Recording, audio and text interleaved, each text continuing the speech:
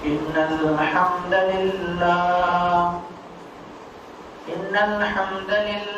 نحمده ونستعينه ونستغفره ونعوذ بالله من شرور أنفسنا ومن سيئات أعمالنا.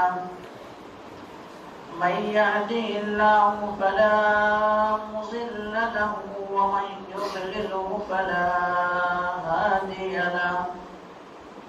وأشهد أن لا إله إلا الله وأشهد أن محمدا عبده ورسوله.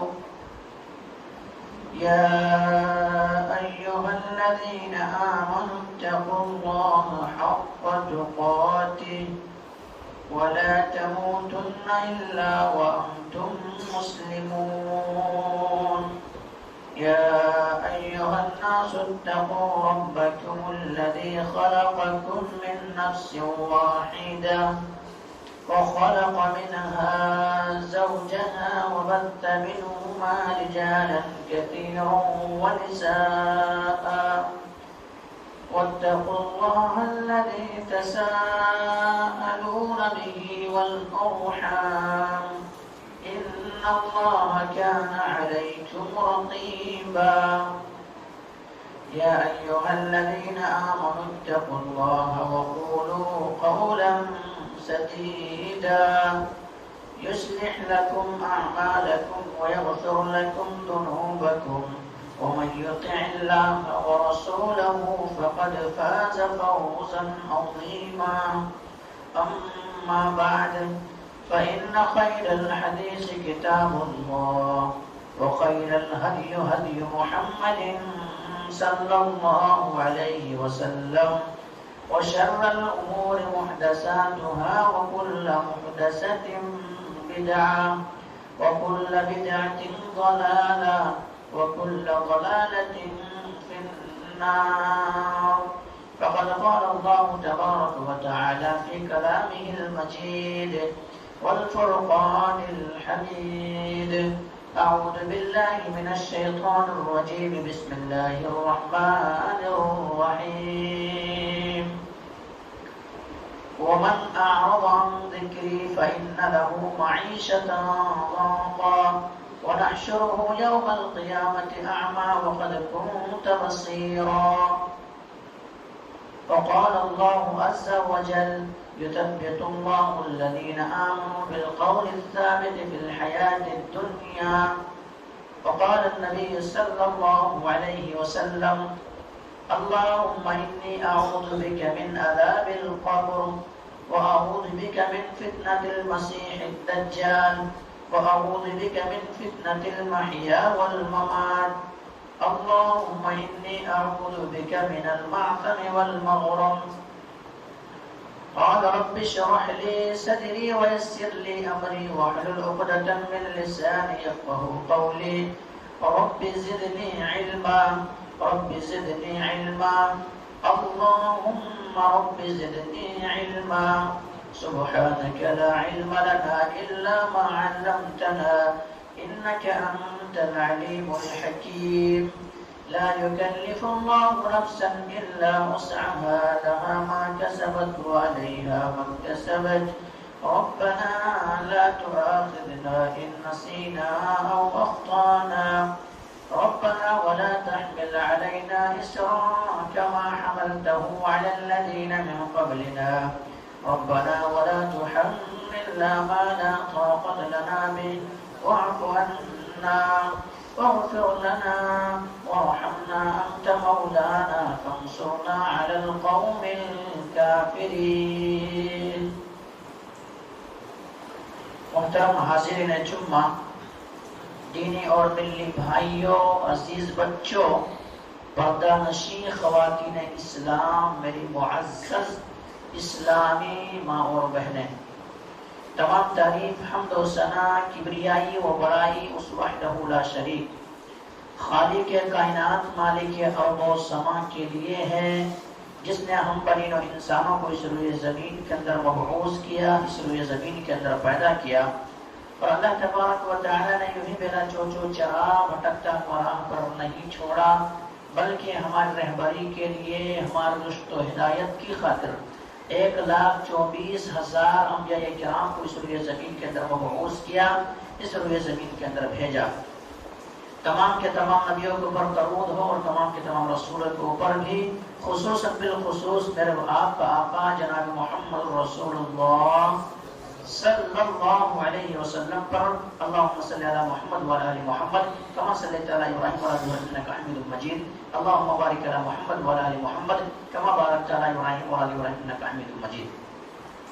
محترم سامعین کرام، میں نے آپ حضرات کے سامنے قرآن مقدس سے 2 آیت تلاوت کی گئی ہے۔ پہلی آیت جو میں نے پڑھی ہے وہ آیت سورہ طٰہٰ سے ہے اور آیت 125 ہے یا 124 ہے۔ اسی طرح سے آپ حضرات کے سامنے دوسری آیت جو تلاوت کی گئی ہے وہ سورہ ابراہیم سے ہے، آیت 28 ہے۔ اسی طرح سے آپ حضرات کے سامنے ایک معروف و مشہور حدیث کا ٹکڑا پیش کیا گیا ہے، وہ بخاری اور مسلم یہ دونوں کتابوں کے اندر موجود ہے، یعنی متفق علیہ روایت ہے۔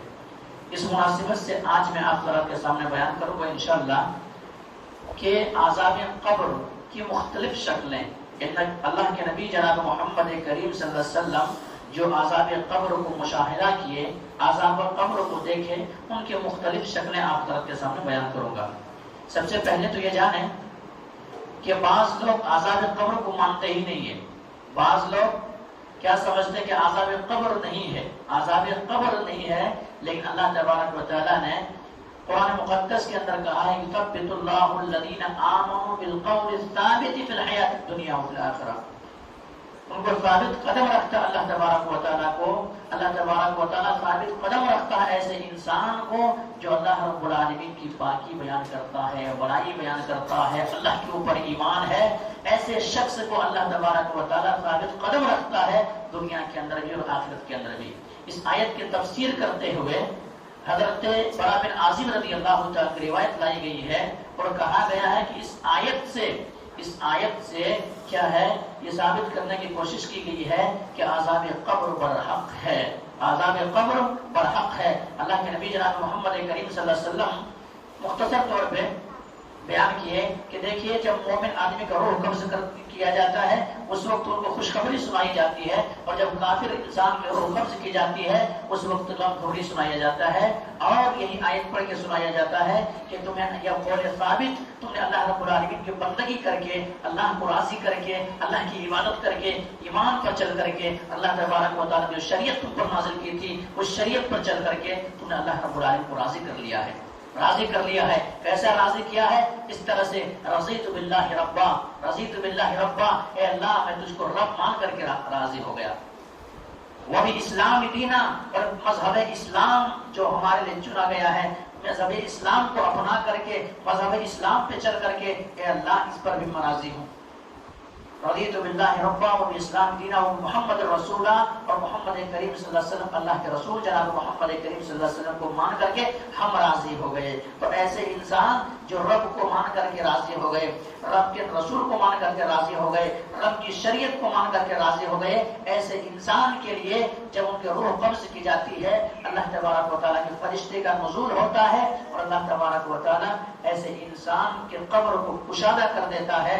ایسے انسان کی قبر کو کیا ہے، قبر میں جنت کی کھڑکی کھول دی جاتی ہے، اور ایسے ہوتا ہے جیسے جنت کی ایک کھڑکی کھول دیا جاتا ہے، اس کے انسان کے قبر میں وہی ہوائیں آنا شروع ہو جاتا ہے، ہوائیں آنا شروع ہو جاتا ہے۔ لیکن اللہ رب العالمین کی جو نافرمان شخص ہے، جو گنہگار شخص ہے، ایسے انسان کے لیے جہنم کی کھڑکی کھولا جاتا ہے، اور ان پر 99 اژدہے مسلط کر دیے جاتے ہیں، اور وہ 99 اژدہے ایسا ہوتا ہے کہ ایک ایک اژدہے میں کتنا 7 سر ہوتے ہیں، 7 سر ہوتے ہیں، اور 7 سر میں سے ایک ایک سر میں 10 منہ ہوتا ہے، یعنی 99 اژدہے مسلط ہے، 99 اژدہے مسلط ہے۔ اس کے بعد پھر ان کے ایک ایک سر میں 10 منہ ہے۔ اس طرح سے انسان کو عذاب کے اندر مبتلا کر دیا جاتا ہے، اور تا قیامت اسی طرح سے عذاب کے اندر وہ مبتلا رہتا ہے۔ اسی لیے اللہ کے نبی جناب محمد کریم صلی اللہ علیہ وسلم ایک مرتبہ ایک بار اللہ کے نبی جناب محمد کریم صلی اللہ علیہ وسلم بنو نجار مدینہ یا مکے کی ایک باغ ہے وہاں پہ تشریف لے گئے. وہاں نبی کریم صلی اللہ علیہ وسلم کیا دیکھتے ہیں؟ نبی کریم صلی اللہ علیہ وسلم مشاہدہ کرتے ہیں. نبی کریم صلی اللہ علیہ وسلم کے کانوں میں آواز آتی ہے. نبی کریم صلی اللہ علیہ وسلم عذاب کو بھانپ لیتے ہیں. بھانپ لینے کے بعد نبی کریم صلی اللہ علیہ وسلم جس سواری پہ سوار تھا وہ سواری بھی بلکنے لگتا ہے, کودنے لگتا ہے, اچھلنے لگتا ہے. نبی کریم صلی اللہ علیہ وسلم صحابہ کرام سے سوال کرتے ہیں, اپنے ساتھیوں سے سوال کرتے ہیں, کیا ان قبر والوں کو تم جانتے ہو؟ بعض نے کہا اللہ کے نبی جناب محمد کریم صلی اللہ علیہ وسلم ہم انہیں جانتے ہیں. اللہ کے نبی جناب محمد کریم صلی اللہ علیہ وسلم نے فرمایا انہوں نے کس حالت میں وفات پایا ہے, کس حالت میں مرا ہے؟ کہا شرک کی حالت میں مرا ہے. اللہ کے نبی جناب محمد کریم صلی اللہ علیہ وسلم نے کہا انہیں عذاب قبر دیا جا رہا ہے, انہیں عذاب قبر دیا جا رہا ہے. اور اللہ کے نبی جناب محمد کریم صلی اللہ علیہ وسلم اسی وقت دعا سکھاتے ہیں کہ اللہ رب العالمین سے دعا کرو, تعوذ باللہ من عذاب القبر, تعوذ باللہ من عذاب القبر, تعوذ باللہ من عذاب القبر. اے اللہ قبر کے عذاب سے میں تیری پناہ مانگتا ہوں, اے اللہ قبر کے عذاب سے تیری پناہ مانگتا ہوں, اے اللہ عذاب قبر سے تیرے پناہ مانگتا ہوں. نبی کریم صلی اللہ علیہ وسلم کے صحابہ نے کہا نعوذ باللہ من عذاب القبر, نعوذ باللہ من عذاب القبر, نعوذ باللہ من عذاب القبر. اے اللہ میں عذاب قبر سے تیری پناہ مانگتا ہوں. اللہ کے نبی جناب محمد کریم صلی اللہ علیہ وسلم کی زوجہ میری اور آپ کی ماں اما عائشہ رضی اللہ تعالی عنہا نے کہا کہ نبی کریم صلی اللہ علیہ وسلم اس کے بعد سے کوئی بھی ایسی نماز نہ ہو جو نماز پڑھے ہو, جو نماز ادا کی ہو اور نبی کریم صلی اللہ علیہ وسلم یہ دعا نہ پڑھے ہو, نبی کریم صلی اللہ علیہ وسلم کی زبان اثر سے دعا ادا نہ کی گئی ہو. نبی کریم صلی اللہ علیہ وسلم اس کے بعد سے ہر نماز میں یہ دعا کرنے لگے. یہ دعا کون سی دعا ہے؟ ہمیں اور آپ کو یاد ہونا چاہیے, اگر یاد نہیں ہے تو یاد کرنا چاہیے. یہاں تک کہ اللہ کے نبی جناب محمد کریم صلی اللہ علیہ وسلم اس طرح سے صحابہ کرام کو یہ دعا سکھایا کرتے تھے, اس طرح سے یہ دعا سکھایا کرتے تھے جس طرح سے کہ کوئی قرآن کی سورت سکھایا جاتا ہو, کوئی قرآن کی سورہ یاد کرایا جاتا ہو. اس طرح نبی کریم صلی اللہ علیہ وسلم صحابہ کرام کو یہ دعا سکھایا کرتے تھے. وہ دعا کیا ہے؟ اللہم انی اعوذ بک من عذاب القبر, اللہم انی اعوذ بک من عذاب القبر. اے اللہ عذاب قبر سے تیری پناہ مانگتا ہوں. اعوذ بک من فتنۃ المسیح الدجال, اور اللہ فتنہ مسیح الدجال کے فتنے سے تیری پناہ مانگتا ہوں. واعوذ بک من فتنۃ المحیا والممات, اور اللہ زندگی اور موت کے فتنے سے تیری پناہ مانگتا ہوں. واعوذ بک من المعتم والمغرم, اور اے اللہ میں قرض کے بوجھ اور گناہوں سے تیری پناہ مانگتا ہوں. اما عائشہ رضی اللہ تعالیٰ عنہا سوال کر بیٹھی, پوچھ بیٹھی کہ اللہ کے نبی جناب محمد کریم صلی اللہ علیہ وسلم آپ قرض کے بوجھ سے اتنا زیادہ پناہ کیوں طلب کرتے ہیں, اتنا زیادہ پناہ کیوں مانگتے ہیں؟ اللہ اکبر. اللہ کے نبی جناب محمد کریم صلی اللہ علیہ وسلم نے ارشاد فرمایا, آپ نے کہا کہ عائشہ جب ایک انسان مقروض ہوتا ہے, قرض دار ہوتا ہے, جب قرض دار اور مقروض شخص ہوتا ہے کبھی وعدہ کرتا ہے کبھی وعدہ خلافی کرتا ہے, اس لیے میں عذاب قبر سے تیری پناہ مانگتا ہوں, عذاب قبر سے پناہ مانگتا ہوں, فتنہ مسیح الدجال کے فتنے سے پناہ مانگتا ہوں, زندگی اور موت کے فتنے سے پناہ مانگتا ہوں, گناہوں سے پناہ مانگتا ہوں, قرض کے بوجھ سے پناہ مانگتا ہوں. تو یہ چیز ہے نبی کریم صلی اللہ علیہ وسلم ہر نماز میں یہ دعا ادا کیا کرتے تھے, یہ دعا پڑھا کرتے تھے.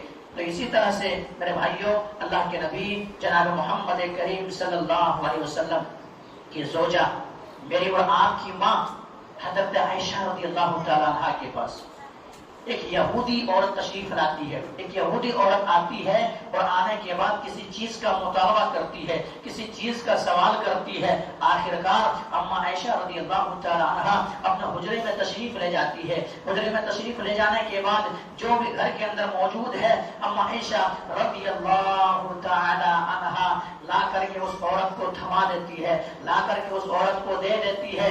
جب وہ چیز وہ عورت کو مل جاتی ہے, مل جانے کی صورت میں وہ عورت کہتی ہے کہ اللہ تبارک و تعالیٰ تجھے عذاب قبر سے محفوظ رکھے، عذاب قبر سے بچائے، یہ سننا تھا۔ اما عائشہ رضی اللہ تعالیٰ عنہ کو عجیب لگا کہ عذاب قبر بھی ہوتا ہے، کہ قبر میں عذاب بھی دیا جاتا ہے۔ ابھی نبی کریم صلی اللہ علیہ وسلم موجود نہیں تھے، نبی اکرم جناب محمد کریم صلی اللہ علیہ وسلم بعد میں تشریف لائے۔ تشریف لانے کے بعد اللہ کے نبی جناب محمد کریم صلی اللہ علیہ وسلم سے اما عائشہ رضی اللہ عنہ سوال کرتی ہیں، پوچھتی ہیں کہ اللہ کے نبی جناب محمد کریم صلی اللہ علیہ وسلم کیا عذاب قبر ہے؟ اللہ کے نبی جناب محمد کریم صلی اللہ علیہ وسلم نے کہا عذاب قبر پر حق ہے۔ قبر کے اندر عذاب کا پایا جانا یا عذاب اچھے انسان کو کے لیے جنت کے کھڑکی کھولا جانا، برے انسان کے لیے جہنم کے کھڈے بنا دیا جانا اور برے انسان کے لیے جہنم کے دروازے کھولا جانا، یہ برحق ہے۔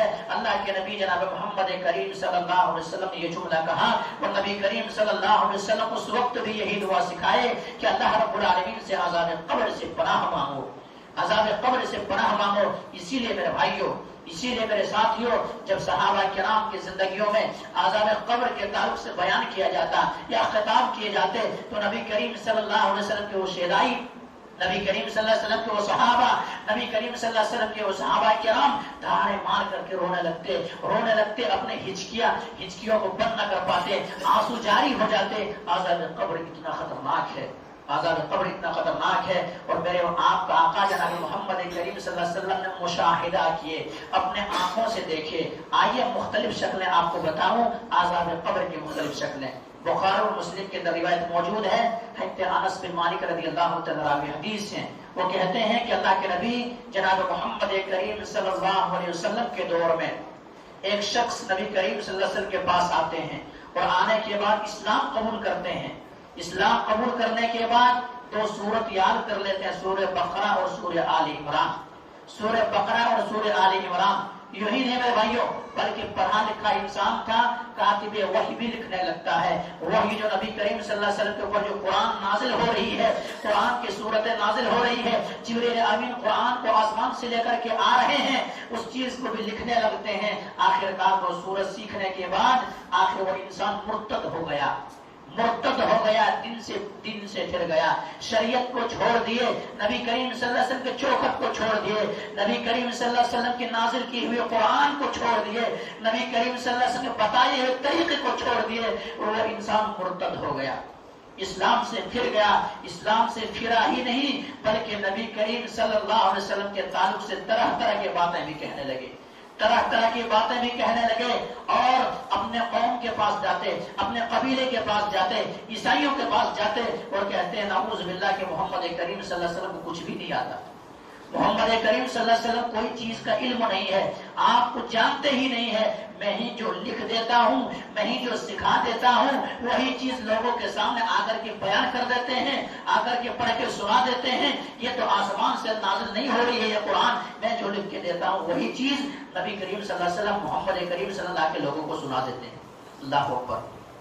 مرنا تھا انسان کو، دنیا ہر کسی کو چھوڑنا ہے، چاہے 1000 سال زندگی مل جائے، 100 سال زندگی مل جائے، کتنا بھی زندگی انسان کو مل جائے، دنیا چھوڑنا ہے، رب تبارک و تعالیٰ کی طرف، بارگاہ کی طرف پہنچ کرنا ہے، جانا ہے، انسان کو مرنا ہے۔ وہ انسان مرا، مرنے کے بعد عیسائیوں نے ان کو قبر کھودا اور قبر کھودنے کے بعد دفن کر دیا۔ ایک چیز یاد رکھیں کہ عیسائی جو ہے لاش کو جلاتے نہیں ہے، بلکہ عیسائی لاش کو کیا کرتا؟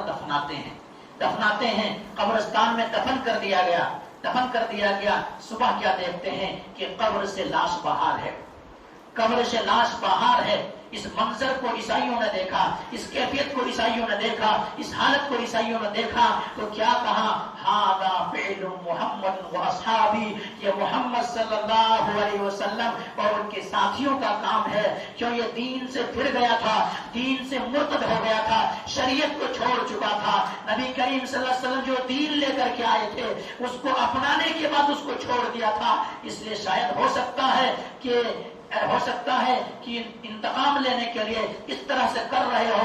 یہ ھذا محمد وفعل اصحابی، یہ محمد صلی اللہ علیہ وسلم کے ساتھیوں کا کام ہے۔ ان کے ساتھیوں کا کام ہے۔ پھر کیا کیا عیسائیوں نے، اس قبرستان سے ہٹا کر کے دوسرے قبرستان میں لے کر کے گیا، لے کر کے جانے کے بعد مزید کھڈا کھودتا ہے، مزید کھڈا کھودتا ہے، اور جتنا ہو سکے اتنا کھڈا کھودنے کے بعد پھر سے ان کو دفن کر دیا جاتا ہے۔ پھر صبح کیا دیکھتا ہے، پھر صبح یہی منظر ہے۔ یہ منظر کو دیکھ کر کے ہوش اڑ گئے ان لوگوں کا، یہ کیا حال ہے، زمین کشادگی کے باوجود بھی ان کی لاش زمین کیوں پھینک دے رہی ہے، زمین لینے سے قاصر کیوں نہیں ہے؟ آخرکار وہی جملہ کہا کہ ھذا محمد وخیر اصحابی، یہ محمد کریم صلی اللہ علیہ وسلم اور ان کے ساتھیوں کا یہ کام ہے۔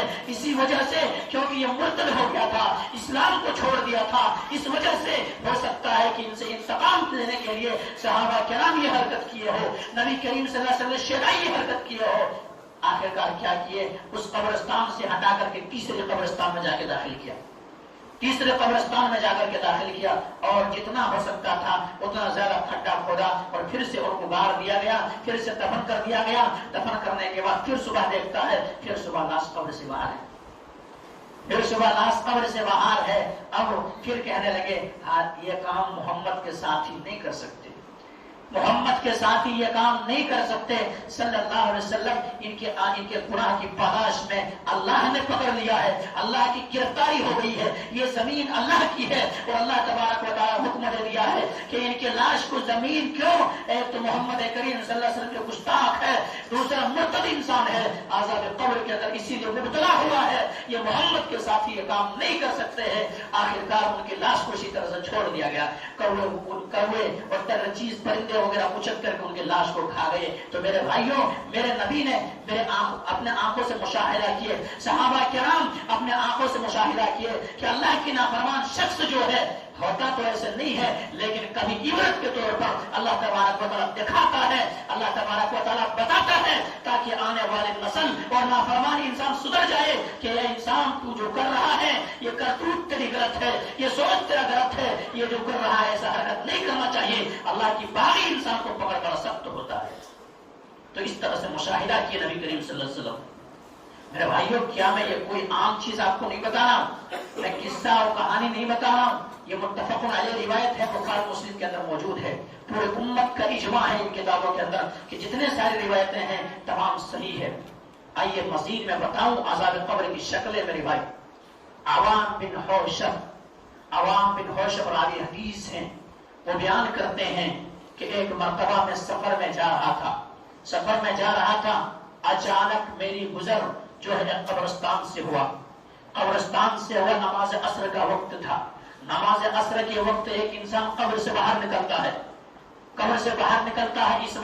شکل جسم انسان کی ہے لیکن سر گدھے کا ہے۔ اس منظر کو جب میں نے دیکھا تو میرے ہوش اڑ گئے، یہ کیا معاملہ ہے؟ اور گدھے جیسے آواز نکالتا ہے، 3 مرتبہ گدھے جیسے آواز نکالتا ہے، اور آواز نکالنے کے بعد وہ پھر قبر کے اندر چلا جاتا ہے۔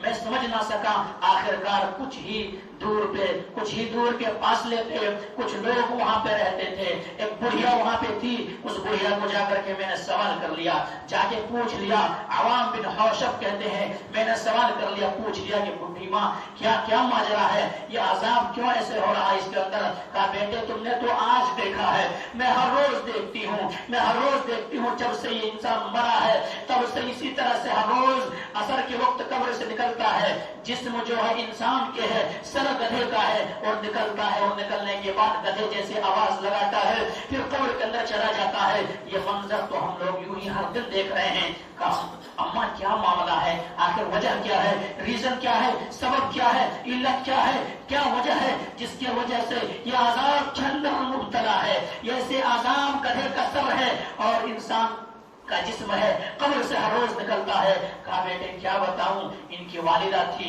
ان کی ماں تھی، یہ شراب پی کر کے آتا تھا، اول بول بکتا تھا، چاند کو तोड़ने की कोशिश करता था, सूरज की तरह हाथ बढ़ाता था। और आज भी शराबी अगर शराब के धुत में आ जाए तो वो इंसान समझता है कि मुझसे बड़ा कोई इंसान है ही नहीं। आज भी ऐसा होता है कि इस तरह से वो करता था। माँ थी, वालिदा थी, नेक थी, सालिहा थी, मुत्तकिया थी, वो कहती थी कि बेटा शराब उम्मुल खबाइस है, बेटा शराब ना पियो, बेटा शराब मत पियो, इस्लाम में शराब को हराम करार दिया है, शराब मत पियो। लेकिन उनके बावजूद भी ये बंदा शराब पीता और शराब पी करके शराब के धुत में आकर के अपने माँ को ओल खोल बकता, और खोल बकता। यूं ही नहीं बल्कि ये बंदा ये कहता कि ए बुढ़िया तू क्या गधे जैसी आवाज क्यों कर रही है, गधे जैसी आवाज क्यों निकाल रही है। एक दिन शराब ज्यादा पी करके आया और उसी हालत में ये मर गया, उसी हालत में वफात पा गया, उसी हालत में अल्लाह के फरिश्ते इनके रूह को कब्ज कर लिया। ये इंसान की मौत शराबी की हालत में आया था, माँ की नाफरमान था। आखिरकार जब से इनको कब्र में दफन किया गया है मुसलसल यही अजाब हो रहा है, मुसलसल यही अजाब हो रहा है। मेरे भाइयों देखा, मुशाहिदा किए, नबी करीम सल्लल्लाहु अलैहि वसल्लम सहाबा ने मुशाहिदा किए कि ईसाई जो मुर्तद होकर कब्र में उठा के फेंक दिया, ये माँ बाप का नाफरमान, माँ बाप को कौल बकने वाले और माँ बाप को तरह तरह के बोलियां सुनाने वाले इंसान को कब्र में रखना गवारा नहीं किए, कब्र उठा करके जमीन पे फेंक देते। गधे का सर है। तो मेरे नौजवान साथियों, मेरे भाइयों, इससे तो एक आजाद कब्र मुझे साबित करना है। दूसरी चीज ये है, अगर कोई नौजवान ऐसे हैं, कोई बंदे ऐसे हैं जो अपने माँ बाप को तकलीफ पहुंचाते हैं, वालिदैन माता पिता पेरेंट्स को तकलीफ पहुंचाते हैं, तो होश के नाखून लें और माँ बाप को उफ तक ना कहें, क्योंकि माँ बाप आपके लिए जन्नत है या जहन्नम है। अगर बाप की खिदमत करेंगे तो जन्नत का दरवाजा है, माँ के कदमों के नीचे जन्नत है। इसलिए माँ बाप की नाफरमानी ना करें। ये अगर नाफरमान शख्स था, ऐसा हुआ कि अल्लाह ने दिखाया, और आप सोचते होंगे ये ऐसा कैसे हो सकता है, तो अल्लाह तबारक व तआला कुछ जालिम शख्स ऐसे है जो अजाब अल्लाह दुनिया के अंदर दिखाता है। मसलन किसी के ऊपर कोई जुल्म किया है, ज्यादती किया है, किसी को सताया है, तो कभी ऐसा होता है अल्लाह तबारक व तआला वो अजाब दुनिया के अंदर भी दिखाता है, और आखिरत के अंदर तो जो अजाब है, माँ बाप का नाफरमान है तो दुनिया के अंदर अजाब दिखाता है, और आखिरत के अंदर जो होना है वो तो होना ही है। ये मंजर है मेरे भाई, इस तरह से अजाब दिया जा रहा था। दो शक्लें हो गई, तीसरी शक्ल कह करके अपने बात को खत्म करूंगा, क्योंकि मुख्तलिफ शक्लें, अजाब कब्र की मुख्तलिफ शक्लें अल्लाह के नबी जनाब मोहम्मद करीम सल्लल्लाहु अलैहि वसल्लम हज़रत इब्न अब्बास रज़ियल्लाहु तआला अन्हुमा रिवायत करते हैं कि अल्लाह के नबी जनाब मोहम्मद करीम सल्लल्लाहु अलैहि वसल्लम मदीने की एक बाग में तशरीफ ले गए। मदीने के एक बाग में तकरीब लगी, फिर वहां पे दो कब्रें थी और कब्र के अंदर आजाब किया जा रहा था। कब्र के अंदर वो दो इंसान आजाब के अंदर मुब्तला था। नबी करीम सल्लल्लाहु अलैहि वसल्लम ने कहा, युअज़िबानी फी कबीर, ये कोई बड़े गुनाह की इवज़, बड़े गुनाह की पादाश में आजाब के अंदर मुब्तला नहीं है, बल्कि आजाब जो दिया जा रहा है एक वो शख्स है जो चुगलखोरी करता था।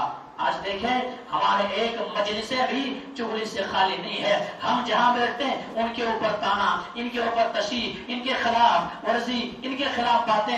एक शख्स जो चुगलखोरी किया करता था और कौन बकता था, इसके खिलाफ बोला, उसके खिलाफ बोला, हालांकि पता नहीं है, हकीकत हाल कुछ मालूम नहीं है, चुगलखोरी किया करता था।